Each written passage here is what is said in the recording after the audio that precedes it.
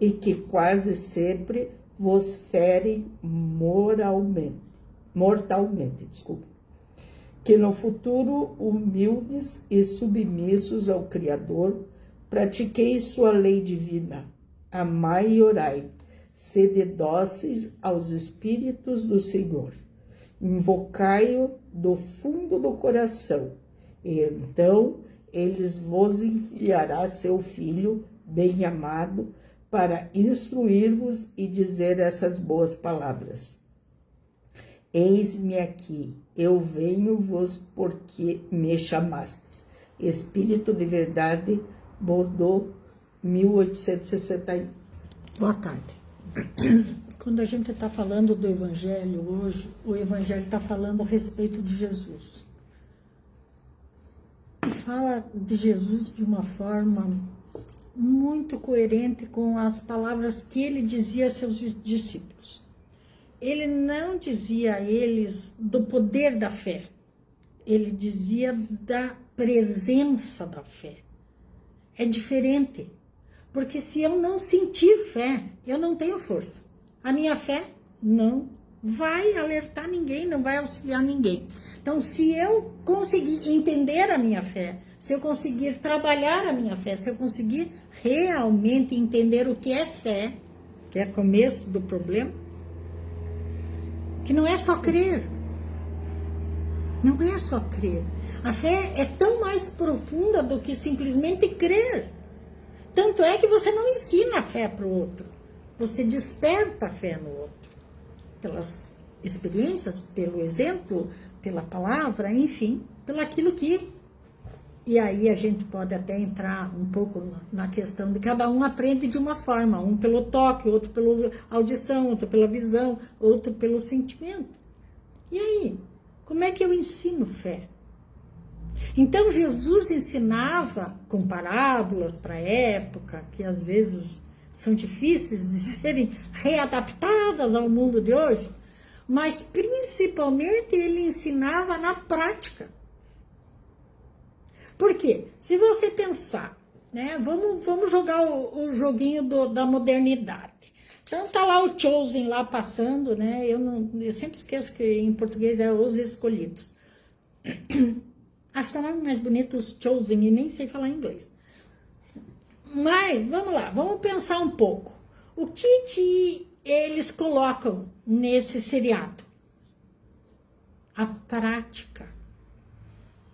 E a ignorância,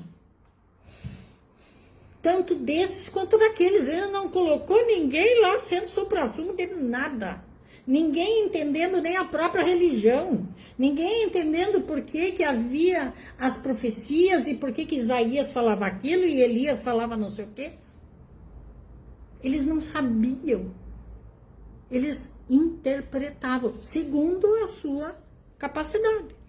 E aí um ia passando para o outro e aquilo ia ficando como ficou. Então, se a gente entender que Jesus também, se começasse só a falar, ia cair na mesma, ia ser a mesma situação, ele foi para a prática. Então, vamos lá. Antes de mais nada, vocês não sabem nada, vão colher. Vão colher o quê? Vão receber o quê? Vão doar o quê? Eles não sabiam nada. Não conheciam nem o parceiro de viagem, né? Que aí entra as críticas do povo dizendo, aí ele põe Pedro junto com Mateus, que se debatiam, que não se davam bem, os homens não se davam bem, as ideologias não se davam bem, as características não se davam bem. E por que será que Jesus juntou esses dois? Então, se a gente parar e for analisar item por item das situações que Jesus aplicou para educar um povo, que era dele. Ele não pensou, eu vou educar o romano, o grego. Não, ele só queria ajudar o próprio povo. Você nunca ouviu nenhuma parábola, em nenhum momento Jesus falar do estrangeiro. Ele falava do povo, dele, da sua. Porque ele sabia que dali brotaria o que tinha que brotar. Agora, como é que a gente interpretou? Vamos brigar, né? Porque ser bonzinho não estava em nós. E a gente resolveu ir lá e sair na espada. Foi isso que Jesus pediu. Não foi isso que ele foi contra. Não foi isso que Judas pagou com a própria vida. Por quê? Ele queria que fosse pela espada, queria que fosse pela imposição. E aí, então, como é que a gente desvirtua as palavras de Jesus? Não vai. Como é que a gente pode desvirtuar as parábolas? Porque a gente vai interpretar segundo o nosso raciocínio, a nossa condição, a nossa coerência e a nossa consciência de espírito. Então é por isso que nós temos que aprender a primeira lição da fé. Não julgar para não ser julgado. E o que é a primeira coisa que a gente faz? Ah, mas fulano, né, podia fazer diferente. Mas ciclano, que judiação, como está sofrendo? Isso é julgo. Difícil mudar essa nossa característica? E aí a gente se coloca junto? A gente sempre tem um plano, uma ideia. Uma ideia para a vida do outro, né? Menos a nossa. Conserto? E olha, vocês querem que eu faça? Conserto a vida de vocês e conserto num minuto. Agora pergunta se eu posso consertar a minha. E eu já morri. Então, por que eu não posso consertar a minha? Porque eu tenho que nascer de novo. Então, é ilusão que vocês vão consertar a vida. Vocês estão mudando as características de uma encarnação. Mas a vida é muito mais que isso. Quando a gente consegue entender o que é essa eternidade, dói até. Puxa, eu já estou tão cansada e ainda tem mais para frente. Aí vem um cristão e vira para vocês e diz assim: minha filha, quantas encarnações você já teve? Menos por irmão Antônio. Quantas encarnações você já teve? Eu já tive 20. Puxa, eu já tive 60. E a gente olha para o cristão e diz assim: e não aprendeu nada. Quem sou eu para se tenho 20, achar que ele não aprendeu com 60? Olha, o julgo.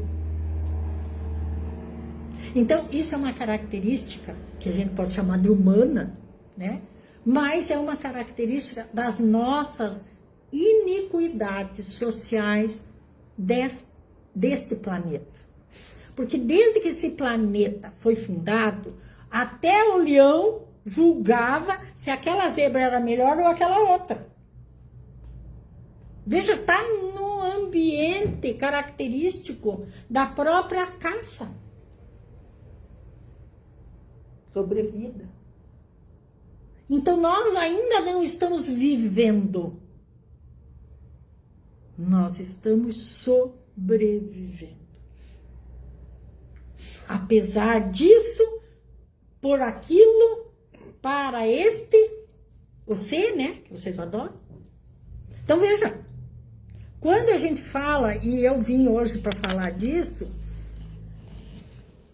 qual é a característica que eu preciso mudar em mim? Daí eu posso fazer uma lista. No meu caso, eu faço uma lista. Muito bem. Qual é a característica que me leva a outras características? A gente não chega.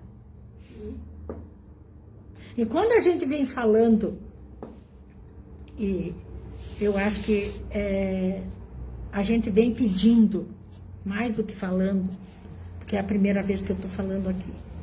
Mas quando a gente fala com a Maria Rosa, com a Hortência, e debate com a Ava Maria, com o irmão Alfredo, né? Uma questão da filosofia, debatendo com a sociologia, e debate com a psicologia, e aí entra a teologia e acaba com toda a história.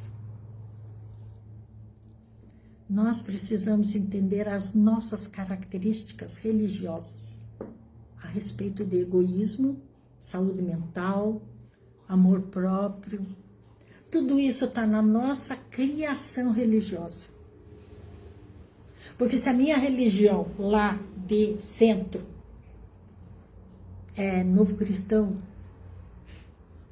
muçulmano, nem sei como é que chamava no começo, tinha um outro nome, né? Hebraico. A característica de egoísmo é diferente. Veja como é difícil você, quando quer usar uma frase, quer usar uma característica, tem que ponderar até onde aquilo me atingiria. Ficou da questão do egoísmo. É uma palavra, mas olhe quantas vertentes. Como uma característica para cada um vai facilitar ou dificultar ou até influenciar a outra pessoa. Então, quando nós propusermos a ideia de fomentar uma característica íntima de aceitação, de luta, de vitória, de merecimento, mas também de batalha, de insucesso, a gente não sabia que a palavra egoísmo ia ter toda essa conotação. Que é o que a gente diz, que eu já li várias vezes e ouvi em várias palestras, a questão das palavras jogadas ao vento, bem dizer. Ela é como uma pedra que vai no lago e vai... Mas veja que nós estamos debatendo esse egoísmo, acho que é a 4ª semana. Se não é a 4ª semana, pelo menos é o 4º trabalho que nós estamos falando a respeito. E nós não temos uma definição. E não temos como definir. Porque para uns pode ser amor próprio, para outros pode ser autocontrole. Vou até mudar a palavra. Amor próprio. E pode ser egoísmo. Porque se eu levar o amor próprio a condições muito, muito pesadas, eu caio no egoísmo. Aquela coisa exagerada. Exagerada. E exacerbar qualquer coisa, cai no erro. Lembra sempre, equilíbrio de tudo que você sente, pensa e faz. No budismo diz que tem isso. A ideia de equilíbrio é nem para cima nem para baixo, nem cair nem subir. É se manter. E a própria questão de você conseguir se manter é se observar. Como é que e aí a gente sempre tem que falar da sociedade. Como é que eu posso falar de uma sociedade e não me incrustar, não é nem me colocar, mas é pertencer de forma muito cristalina, de forma muito presente a esta sociedade. Ah, não, mas eu não estou assistindo jornal, mas eu não estou me informando. Você está sendo avessa ao que está acontecendo. Muito bem, é uma característica, é uma escolha. E o isolamento traz alguma vantagem? Espiritualmente, não. Ninguém nasceu para passar ao largo no mundo quando reencarna. Deixar de saber o que acontece. Todo mundo tem. Você não precisa se enfronhar, como vocês gostam de dizer. Não precisa ir lá, levantar bandeira ou fazer sei lá o que faz, né?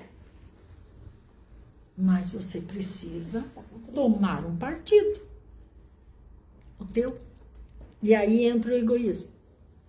Entra o amor próprio, o autorrespeito. Isso me incomodaria. Isso eu não gosto. Isso mexe com a minha questão hormonal até. Porque eleva a minha pressão, me dá dor de cabeça, me dá dor de barriga. Então, eu me respeito, não me colocando diante disso. Mas daí não poderia usar, então, o autorrespeito na vez do egoísmo? Onde porque nós estamos chegando. Para respeitar, eu preciso ter o equilíbrio das coisas. Mas e as pessoas estão se respeitando? Não. Mas entendeu? Se a gente está buscando que a gente seja um pouco mais egoísta, na verdade está buscando que a gente se respeite mais. Então, às vezes, a palavra autorrespeito caberia melhor do que a gente fomentar a palavra egoísmo na questão... Mas só respeito exclui os deveres. A gente tem que Não, entender autorrespeito, que não, daí é o equilíbrio. Sim, porque para para mim... entender que para eu ser, beleza, eu quero assumir essa postura quanto ao meu indivíduo e as minhas crenças e tudo mais. Tem um monte de deveres para poder fazer isso. Direitos e deveres estão sempre juntos.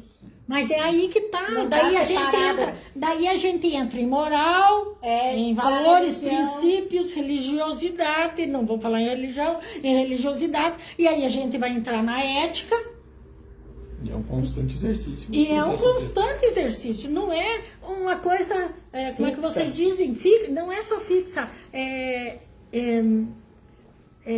fica- engessada. Ela é flutuante.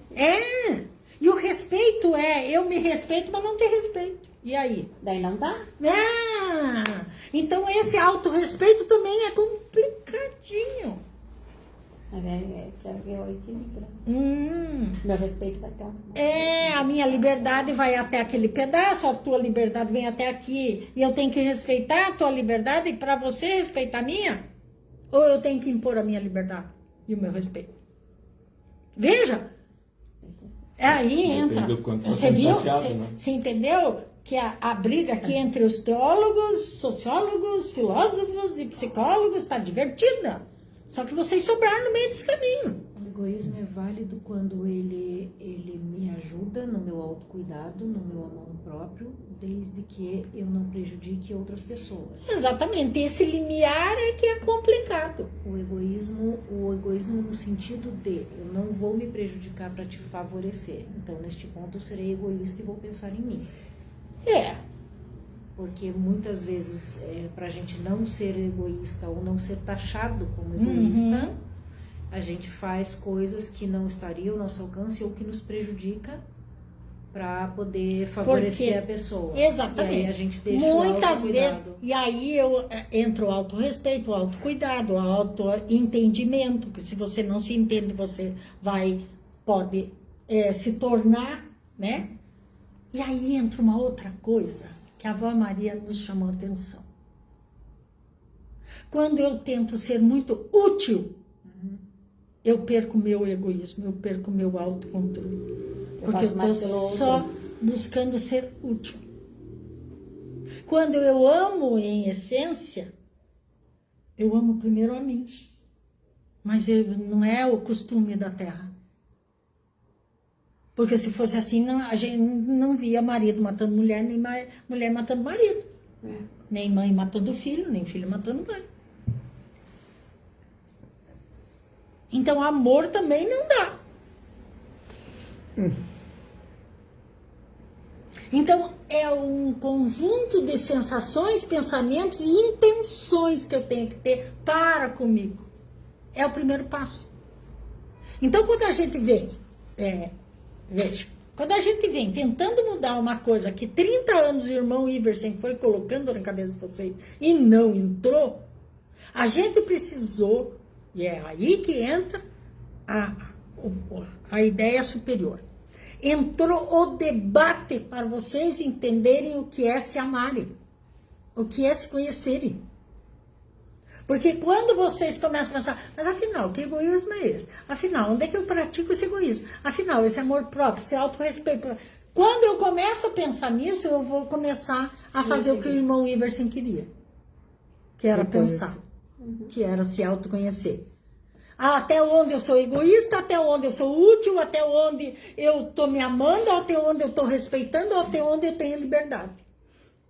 E eu volto lá, há 30 anos atrás, num pedido do irmão Iversen que durou 30 anos.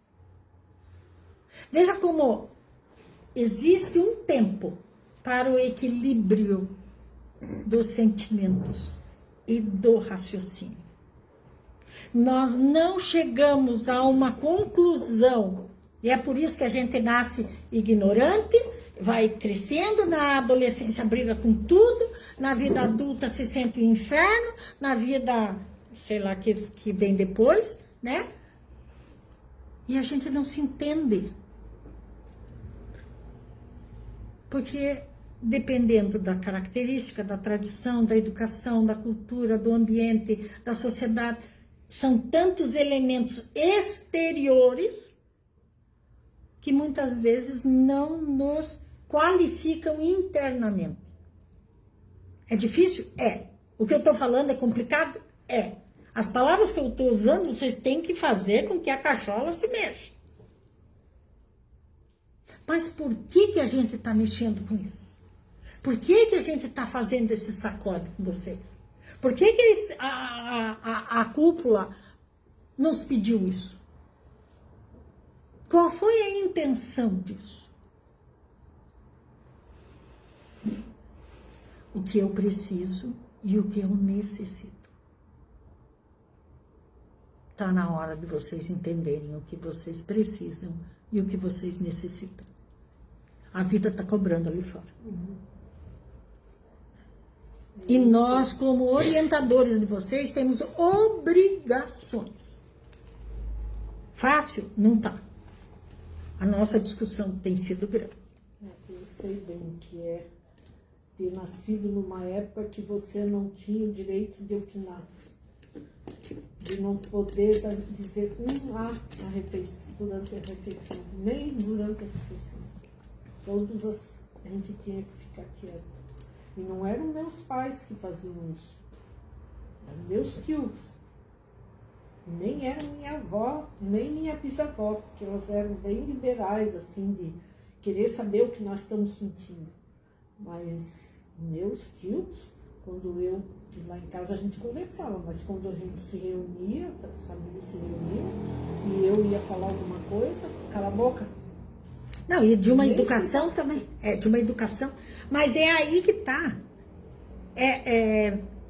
Eu acho que a gente acaba falando por uma geração, que eu nem sei que nome tem, porque agora deu um nome para gerações, né?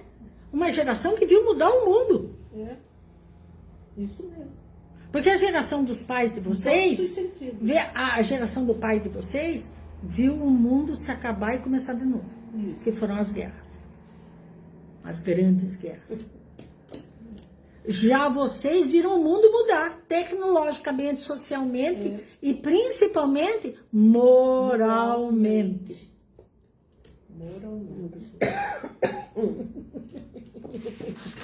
Então, o que acontece? Vocês são uma geração que estão ficando, como é que vocês chamam? Em extinção. Não só em extinção, mas reprimidas. Porque se você fala, você é velho.